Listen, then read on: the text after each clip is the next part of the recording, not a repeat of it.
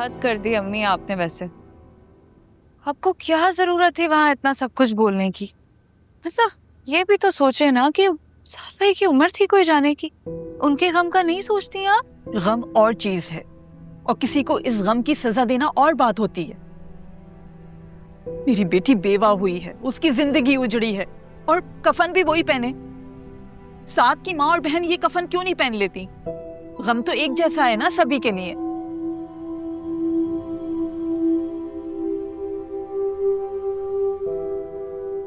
ठीक कह रही हैं आप, लेकिन वहां ये सब कहने की क्या जरूरत थी, मुझे बताया।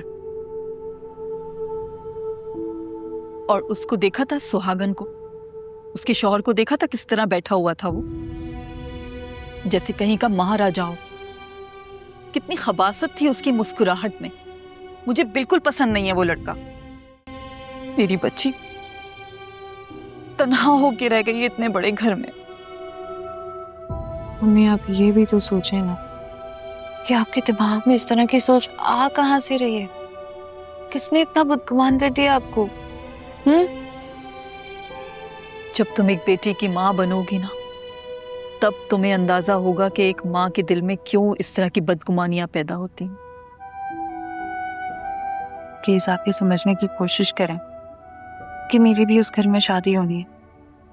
फहद के और मेरे रिश्ते को पता नहीं वो कबूल करते भी हैं आगे जाके कि नहीं।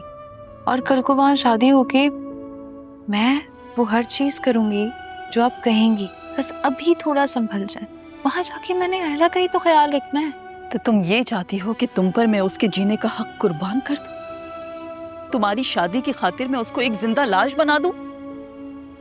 पता है, कुछ भी कह लूं ना मैं, आप मेरी बात कभी समझेंगे ही नहीं। आपको आबिस ही समझा सकता है। आपकी बेटी के भले के लिए बोल रही थी मैं जो भी बोल रही।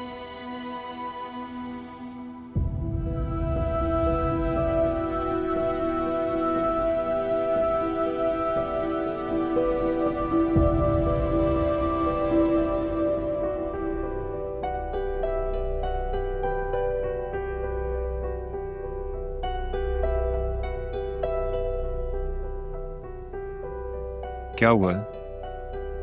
क्या बात है? अब कुछ होना बाकी रह गया क्या?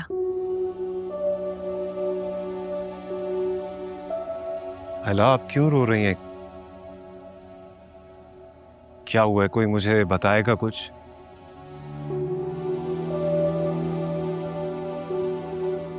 सीनिया आई थी यहाँ पे। तुम्हें कैसे पता?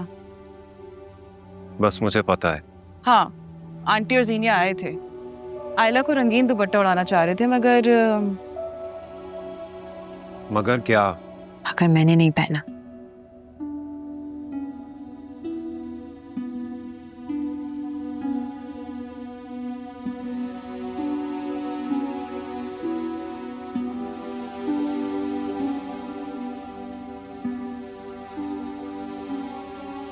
आप लोगों ने उसको उड़ने से मना किया होगा। ये दुनियावी रस्म है फहद। शोहर के सोब में बीवियां सफेद कपड़े ही पहनती हैं। एक्सक्यूज मी, तुम चुप करो। तुमसे किसी ने पूछा है?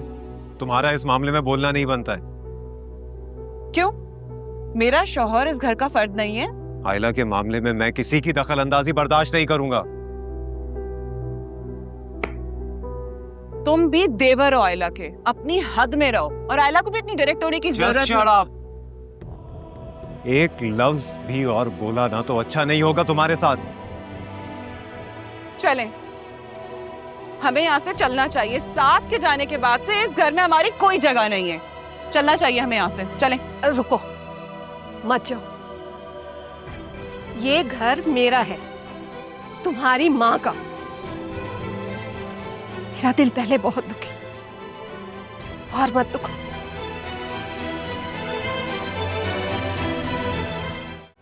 सब ठीक हो जाएगा चाची। इसे कुछ महीनों की तो बात है। आप देखिएगा, हम जीनिया की शादी करवाएंगे और आयला को फौरन से घर वापस ले आएंगे। बस ये कुछ दिन है जो आपने सब्र से गुजारने होंगे। बेटियों का मामला है चाची, और आप ही तो कहती हैं कि बेटियों के मामला कितने नाजुक होते हैं। मेरी दोनों बेटियों के नसीब अच्छे साबित नहीं हुए। मैंने ऐसा सोचा भी नहीं था। चाची जरूरी तो नहीं कि जिस तरह हम सोचते हैं जिंदगी के बारे में जिंदगी उसी तरह गुजरे, लेकिन आगे के लिए तो हम अच्छा सोच सकते हैं ना। चाची आप देखिएगा, आपकी दोनों बेटियों के नसीब बहुत अच्छे होंगे इंशाल्लाह। मैं अपनी आयला का ब्याह जरूर करूंगी, चाहे कुछ भी हो जाए, कोई कुछ भी कहे। करवाएगा चाची, जरूर करवाएगा, करवानी भी चाहिए आपको, लेकिन अभी ये कुछ मुनासिब वक्त नहीं है ना। वो ऑलरेडी इतने बड़े गम से गुजर रही है और आयला खुद भी नहीं चाहेगी कि कोई इससे शादी की बात करे, वो भी इस वक्त। तुम देखना आबिस, मैं अपने मरने से पहले उसकी शादी जरूर करूंगी। चाची कैसी बातें कर रही हैं? अल्लाह आपको लंबी जिंदगी दे, ऐसे नहीं बोलते। चाची आपकी जिंदगी में ही उसका घर बसेगा, आप देखिएगा। आप अपनी जिंदगी में, आप दोनों अपनी जिंदगियों में उसकी खुशी देखेंगे। तुम मुझसे एक वादा करो, मेरी बेटियों को कभी तन्हा नहीं छोड़ोगे। चाची आपने ऐसा सोच भी कैसे लिया? आपको लगता है कि मैं उन्हें कभी तन्हा छोड़ सकता हूँ? मैं उन्हें कभी तन्हा नहीं छोड़ूंगा, कभी अकेला नहीं छोड़ूंगा। बेटा हूँ आपका, हमेशा आपके लिए हाजिर हूँ, उनके लिए हाजिर हूँ। तुम हर दुख सुख में उसका साथ दोगे ना?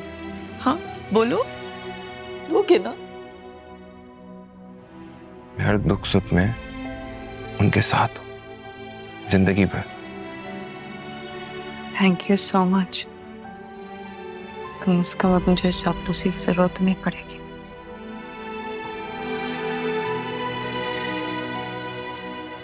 प्लीज रोना बंद गए, मुझे अच्छा नहीं लगता आपको इस तरह रोते हुए देख के।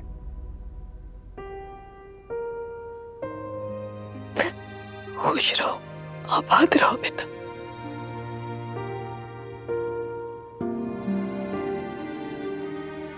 Don't be sad. It's all going to be all right.